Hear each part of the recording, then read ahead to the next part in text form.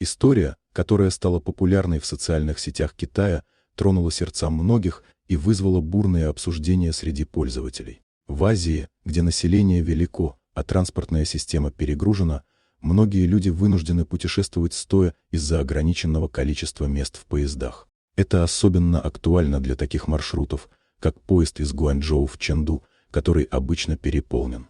В этом контексте разворачивается наша история. Однажды, в один из таких напряженных дней, пожилой мужчина, выглядевший уставшим и изможденным, занял чужое место, надеясь, что владелец билета не появится. Он выглядел так, словно долгие часы в пути сильно истощили его. Мужчина понимал, что его действия не совсем правильные, но ему было трудно стоять. Он присел, надеясь, что его никто не заметит. Однако вскоре на его место пришла женщина, у которой был билет на это место. Она была молодой, но ее лицо выдавало усталость от долгого путешествия. Пожилой мужчина, увидев ее, сразу же почувствовал неловкость и хотел встать, чтобы освободить место. Но женщина, заметив его состояние, сказала: «Все в порядке, вы можете сидеть. Я постою». Эти простые слова оказались значимыми для старика.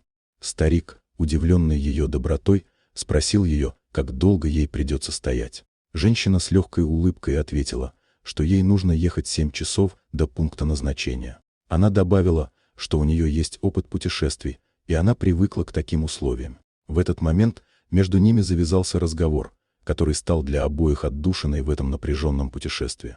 Во время проверки билетов контролер заметил, что пожилой мужчина сидит не на своем месте. Он подошел к ним, готовый сделать замечание, но женщина, не теряя времени, сразу же объяснила ситуацию. Она сказала, что уступила место старику, так как он не может стоять и ему трудно.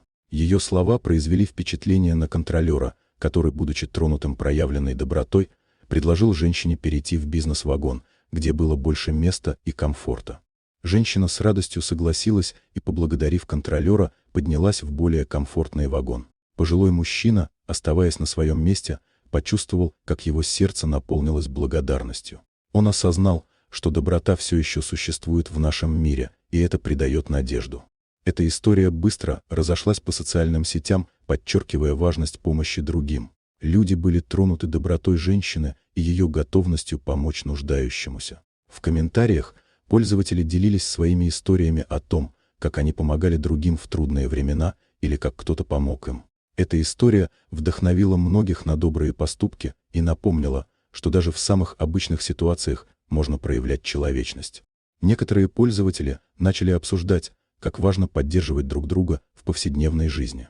Они говорили о том, что маленькие акты доброты могут иметь огромное значение и способны изменить чью-то судьбу. В ответ на эту историю многие начали делиться своими примерами доброты, которые они видели или совершали сами. История о пожилом мужчине и женщине в поезде стала символом надежды и доброты. Она напомнила всем, что в мире, полном стресса и суеты, важно останавливаться и обращать внимание на тех, кто нуждается в помощи. Если бы все люди были такими, как эта женщина, мир стал бы лучше.